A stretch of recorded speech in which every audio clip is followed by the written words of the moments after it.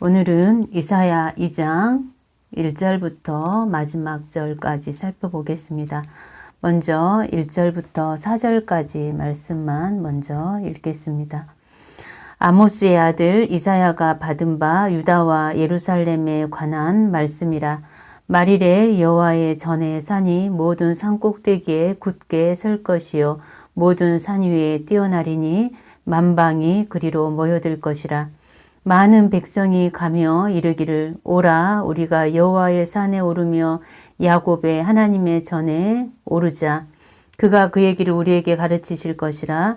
우리가 그의 길로 행하리라 하리니 이는 율법이 시온에서부터 나올 것이요 여호와의 말씀이 예루살렘에서부터 나올 것임이니라.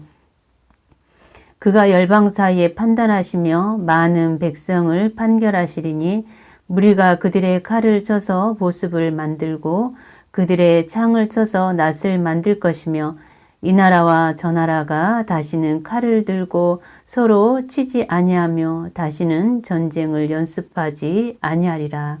아멘. 이사야서는 당대를 기점으로 짧게는 수년 후, 멀리는 예수님 시대 그리고 세상 끝날까지 예언한 예언서입니다. 세상 끝날까지 심판과 회복이 교차할 것을 보여주고 있고 각 시대별로 주요 사건들을 예언하고 있습니다. 우리가 방금 읽었던 2장 1절부터 4절에 이사야가 본 이상은 말일에 대한 이상입니다. 말일에 성전을 중심으로 건설될 평화의 나라에 대한 예언을 기록하고 있습니다.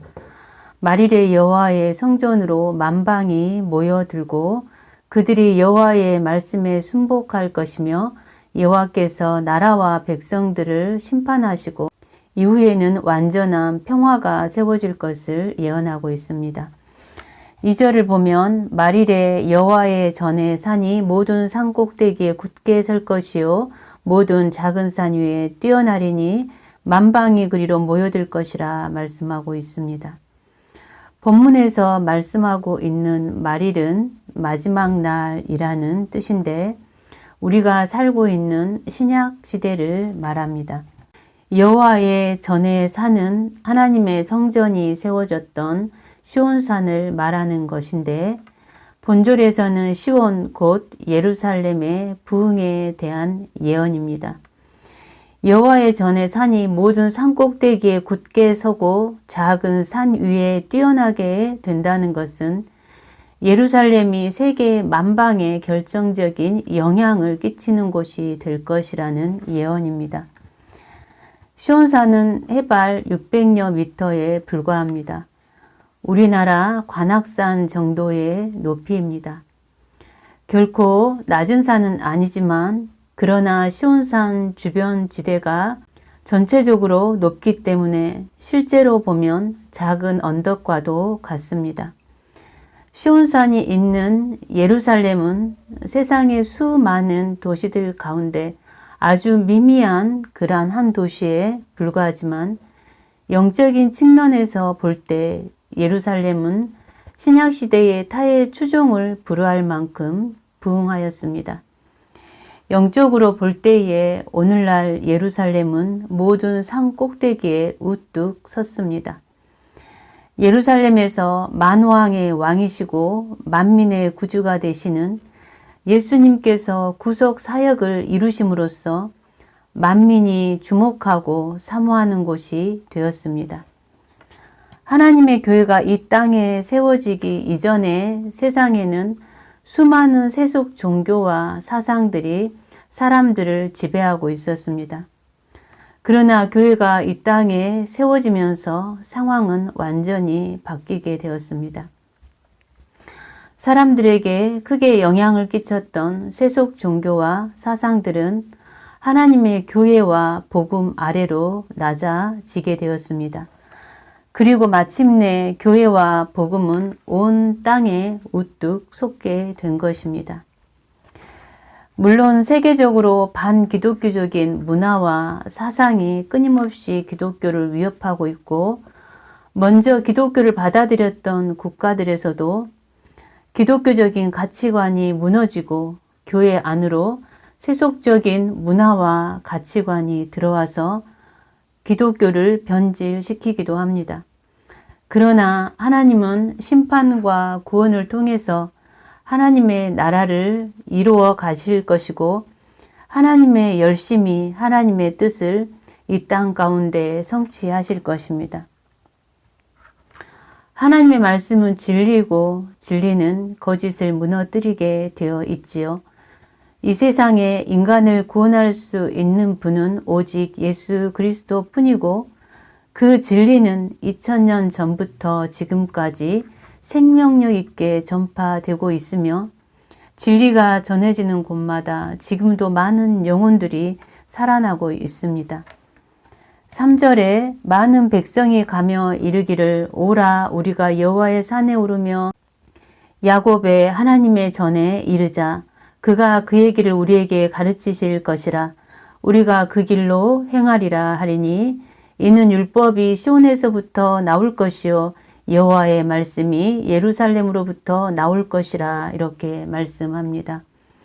이 말씀은 많은 백성들이 다른 사람들을 향해서 구원의 복음 안으로 초대하고 있는 것입니다. 본문에서 의미하는 여호와의 산은 하나님의 성전이 세워졌던 시온산을 의미하면서 더 나아가서는 하나님의 복음이 선포되는 곳, 즉 열방 가운데 세워진 교회를 의미하기도 합니다. 교회는 건물이 아니라 성도 한 사람 한 사람이 교회이며 하나님의 복음이 선포되는 곳이 교회입니다. 사람에게 가장 중요한 문제, 본질적인 문제는 구원의 문제입니다.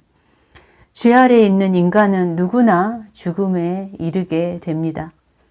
그러나 죄의 문제를 해결하지 않으면 우리 영혼은 하나님께 구원을 받을 수 없습니다. 죄 아래에 있는 인간이 스스로 구원을 얻을 수 있는 방법은 그 어디에도 없는 것입니다. 오직 죄의 문제를 해결하신 예수 그리스도를 통해서만 구원을 얻을 수 있습니다. 사도행전 4장 12절에는 다른 이로서는 구원을 받을 수 없나니 천하 사람 중에 구원을 받을 만한 다른 이름을 우리에게 주신 일이 없음이라 이렇게 말씀하셨습니다. 그러므로 많은 백성들이 말하기를 구원의 복음이 있는 여호와의 산에 오르자 야곱의 하나님의 전에 이르자 이렇게 외치고 있는 것입니다. 예수 그리스도가 복음입니다. 3절 후반절에는 그가 그의 길을 우리에게 가르치실 것이라 우리가 그 길로 행하리라 하리니 율법이 시온에서부터 나올 것이요 여호와의 말씀이 예루살렘으로부터 나올 것임이니라. 하나님의 율법과 그 가르침을 듣기 위해서 많은 백성들이 예루살렘으로 모여들 것을 선포하고 있는 것입니다. 앞에서도 언급하였지만 이 말씀은 비단 지형적인 위치로서의 예루살렘뿐만 아니라 하나님의 말씀이 선포되는 곳 만방에 세워진 하나님의 교회로 많은 백성들이 모여들 것이라 해석할 수 있는 것입니다. 이러한 비전은 예수님의 십자가 사건 이후에 열리게 된 교회 시대에 대한 비전이면서 예수 그리스도의 재림 이후에 있을 평화의 나라에 대한 비전입니다. 지금도 예수 그리스도의 복음은 온 땅 가운데 전파되고 있으며 많은 영혼들이 주께로 돌아오고 있습니다. 이 말씀은 지금도 완전한 성취를 향해서 진행 중에 있음을 보게 됩니다. 4절을 보면 그날에는 예수 그리스도께서 세계를 심판하고 무리들은 그들의 칼을 쳐서 보습을 만들고 창을 쳐서 낫을 만들 것이라 말씀하고 있습니다. 칼과 창은 전쟁을 위한 도구입니다. 말이 되는 사람들이 전쟁에 필요한 이러한 것들을 농사에 필요한 보습과 낫으로 만들 것이라 예언하는 것입니다. 전쟁이 끝나고 완전한 평화가 이루어질 것을 예언하고 있는 것이지요. 이처럼 싸움이 종식되는 완전한 평화는 그리스도의 재림 이후에 이루어질 것입니다. 이렇게 2절부터 4절까지는 미래에 대한 희망을 예언하고 있는데 5절 이후의 말씀은 재앙의 날이 올 것을 예언하고 있습니다. 5절부터 9절에 야곱 족속아 오라 우리가 여호와의 빛에 행하자. 주께서 주의 백성 야곱 족속을 버리셨으면 그들에게 동방 풍속이 가득하며 그들이 블레셋 사람들같이 저물치며 이방인과 더불어 손을 잡아 언약하였음이라. 그 땅에는 은금이 가득하고 부하가 무한하며 그 땅에는 마필이 가득하고 병거도 무수하며 그 땅에는 우상도 가득하므로 그들이 자기 손으로 짓고 자기 손가락으로 만든 것을 경배하여 천한 자도 절하며 귀한 자도 굴복하오니 그들을 용서하지 마옵소서. 5절에 이사야 선지자는 야곱 족속아 오라 우리가 여호와의 빛에 행하자라고 촉구하고 있습니다. 야곱의 족속이란 본절에서는 유다 사람들을 가리킵니다. 신약 시대가 도래하기 전 약 750여 년 전에 이사야는 말일에 있을 이상을 보았던 것입니다. 그 이상을 바라보면서 그날이 오기를 염원하였고 야곱 족속과 또 하나님의 백성들을 향해서 여호와의 빛에 행하자라고 촉구하고 있습니다. 여호와의 빛은 하나님의 계시의 말씀을 의미합니다. 구약 이스라엘 백성들은 하나님의 빛 여호와의 빛을 먼저 받은 자들이었습니다. 이것은 대단한 특권이었죠. 그러나 이사야 선지자가 예언할 그 당시 이스라엘 자손들은 이 특권을 소중히 여기지 않고 하나님께 불순종하였습니다. 그들은 우상을 섬기며 이방인들처럼 매우 타락하고 범죄한 백성으로 전락하고 말았습니다. 이사야 선지자는 이처럼 하나님의 계명과 율법을 떠나 범죄한 이스라엘 백성들을 향해서 여호와의 빛 안에 거하자라고 촉구하고 있습니다. 5절에 여호와께서 이스라엘 백성에게 재앙을 내리시는 이유가 나오는데 그들의 죄악 때문이라고 말씀하고 있습니다. 그들이 동방 풍속을 받아들여 우상을 섬기고 점을 치고 이방인들과 손을 잡아 언약하였기 때문이라고 말씀하고 있습니다. 본문에서 동방 풍속이란 점술과 미신 등의 저급한 풍속을 의미하는데 동방은 시리아나 메소포타미아와 같은 이스라엘 동쪽 지역에 있는 나라들을 가리킵니다. 그 나라들은 다양한 우상을 숭배하였습니다.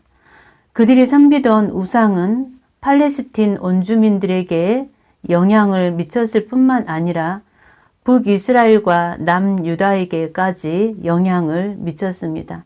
하나님의 백성 이스라엘은 이렇게 이방인들과 교류하면서 부패하고 변질되기 시작했습니다. 당시 이스라엘은 하나님보다 물질을 더 추구하였습니다.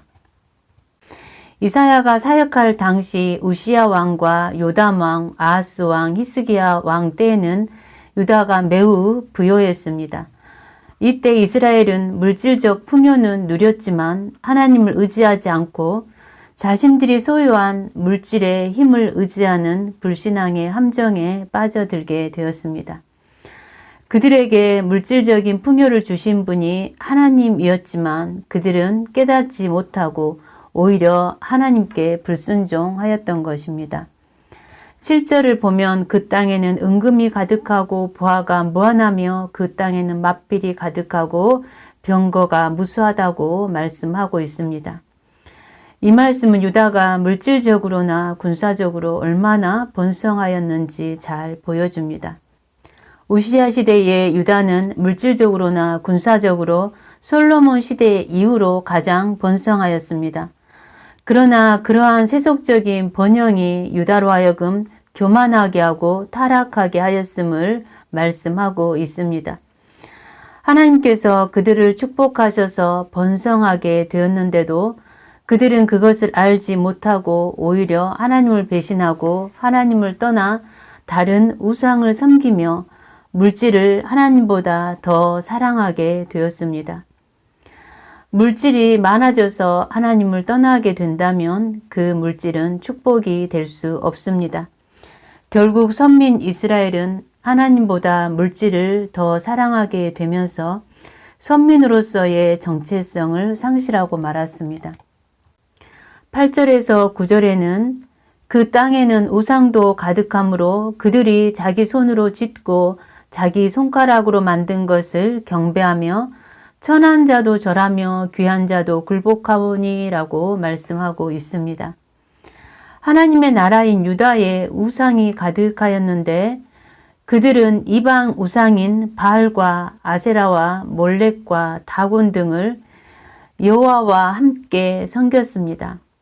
그들은 하나님도 섬기고 우상도 섬긴 것입니다. 그들은 신분이 높고 낮음에 상관없이 모든 사람들이 우상을 숭배하였고 이방인과 조금도 다르지 않게 이스라엘엔 우상 숭배로 가득하게 되었습니다. 10절에서 12절은 하나님을 떠나 타락한 그 범죄한 백성들을 향해서 하나님께서 심판하실 것을 예언하고 있습니다. 10절에서 12절에 너희는 바위 틈에 들어가며 진토에 숨어 여호와의 위엄과 그 광대하심의 영광을 피하라. 그날에 눈이 높은 자가 낮아지며 교만한 자가 굴복되고 여호와께서 홀로 높임을 받으시리라. 대저 만군의 여호와의 날이 모든 교만한 자와 거만한 자와 자고한 자에게 임하리니 그들이 낮아지리라. 여호와께서 심판하시기 위해서 영광과 위엄으로 임하실 텐데 타락한 이스라엘은 그들의 우상 숭배와 교만과 불순종 때문에 심판을 받게 될 것이라 예언하고 있습니다. 그때에 죄인들은 심판을 피하기 위해서 바위 틈과 진토에 숨어서 여호와의 위엄과 그 광대하심을 피해보려고 할 것이라 예언하고 있습니다. 그러나 하나님의 심판 앞에서 교만한 자들은 굴복하게 될 것이고 하나님의 이름만 높임을 받을 것이라 예언하고 있습니다. 13절에서 16절에는 여호와의 날에 하나님의 심판이 임하게 될 구체적인 대상이 언급되고 있는데 레바논의 백향목과 바산의 상수리 나무와 높은 망대와 견고한 성벽과 다시스의 모든 배와 아름다운 조각물 등이 소개되고 있습니다. 가장 먼저 제시되는 백향목은 이스라엘에서는 볼 수 없는 나무인데 그 높이가 30m에서 40m까지 자라는 위용이 넘치는 나무입니다. 성전이나 궁전 등의 건축에 사용되었을 정도로 그 목재가 크고 튼튼하고 아름다웠습니다. 바산의 상수리 나무는 비옥하고 물이 넉넉한 곳에서 자라는 키가 큰 나무입니다. 백향목과 더불어서 주로 군사시설이나 요새와 망대를 짓는 데 요긴하게 사용되었습니다. 특히 상수리 나무는 그 크기와 위용으로 인해서 신격화되어서 우상 숭배의 대상이 되기도 하였습니다. 높이 솟은 백향목과 거대한 상수리 나무를 본문에서는 비유적으로 교만을 상징하고 있습니다. 심판의 날에 교만이 꺾이게 될 것을 예언하는 것입니다. 높은 망대와 견고한 성읍은 그 자체가 군사적인 능력과 관련되어 있는 것이고 다시스의 모든 배는 경제적인 부여를 상징하는 것입니다. 모든 아름다운 조각물은 단순히 예술품으로서의 아름다운 조각상을 의미하는 것이 아니라 사람들의 눈과 허영심을 만족시킬 수 있는 각종 장식품들과 상품들을 가리키는 것입니다. 하나님은 이 모든 것들 위에 심판을 내리시겠다고 선언하고 있습니다. 그 이유는 유다가 하나님을 배신하고 하나님에게서 멀어지게 하는 것들이었기 때문입니다. 유다는 하나님 대신 군사적인 능력이나 경제적인 부여와 물질적인 풍요 그리고 헛된 우상을 믿고 그것으로 자기들의 만족을 삼으려 했습니다. 이사야의 예언대로 하나님은 아수르라는 잔인한 나라를 통해서 이스라엘이 의뢰하였던 이 모든 것들을 심판하셨습니다. 19절에는 하나님의 심판을 피해 보려고 하는 자들의 모습이 나타나고 있는데 사람들이 암혈과 토굴로 들어가서 여호와께서 땅을 진동시키려고 일어나실 때에 그의 위엄과 그 광대하심의 영광을 피할 것이라 이렇게 말씀하고 있습니다. 앞에서 살펴보았던 10절의 말씀과 맥락이 같은데 여기서 암혈은 말 그대로 바위에 만들어진 굴로서 전쟁이나 삶의 위기가 닥칠 때 사람들이 숨는 곳입니다. 토굴은 땅에 굴을 파서 위기 가운데 잠시 피했던 곳으로 보입니다. 그러나 전지전능하신 하나님의 심판 앞에서 사람이 피할 곳은 어디에도 없는 것이지요. 하나님은 천지에 충만하신 분이시고 하나님 앞에서는 만물이 벌거벗은 것 같이 드러나기 때문입니다. 결국 하나님의 말씀에 순종하지 않고 교만한 그들은 하나님의 심판을 면하지 못했습니다. 오늘은 이사야 2장 말씀을 살펴보았는데 유다는 하나님으로부터 선택받은 특별한 축복을 받은 민족이었지만 하나님을 떠나 죄악에 빠지게 되므로 결국 심판을 받게 되었습니다. 과거 이스라엘은 하나님 안에 거하는 것이 그들에게 은혜이며 축복이었음에도 불구하고 그들은 어리석게도 멸망의 길을 선택하고 말았던 것입니다. 이제 여호와의 빛, 즉 하나님의 계시의 말씀은 오늘날 우리에게까지 전해지게 되었고 우리는 여호와의 빛을 소유한 자들이 되었습니다. 하나님의 빛 안에 거하는 것이 우리에게 큰 은혜이고 축복입니다.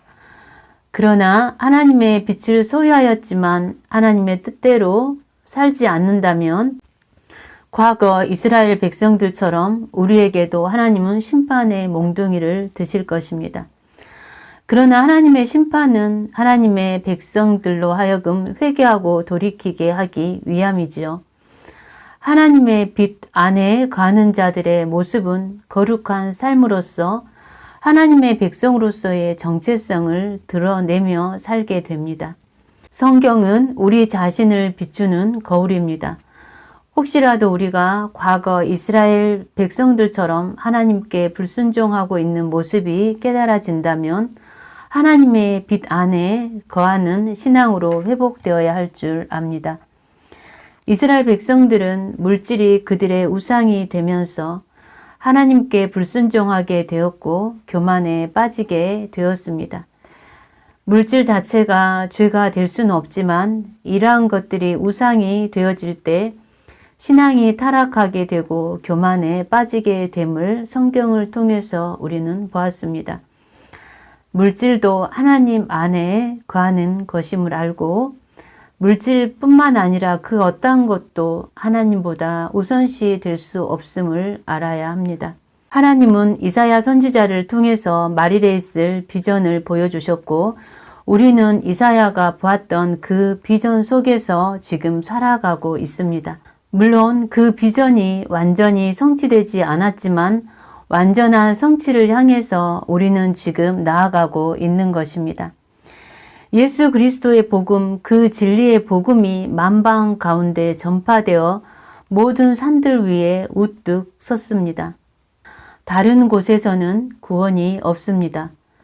우리를 죄와 사망에서 건져내실 분은 오직 예수 그리스도뿐입니다. 생명의 복음이 우리에게까지 전해짐으로 우리가 구원을 받게 되었고 우리를 통해서 또 누군가에게 복음이 전해지게 될 것입니다. 이사야 선지자가 오라 우리가 여호와의 빛에 행하자라고 촉구하였던 그 외침이 우리의 외침이 되기를 원하고 또 많은 백성들이 가며 이르기를 오라 우리가 여호와의 산에 오르며 야곱의 하나님의 전에 이르자라고 외쳤던 그 복음으로의 초대가 우리의 외침이 되기를 원합니다. 오늘은 이사야 2장 1절부터 21절까지 말씀을 살펴보았습니다.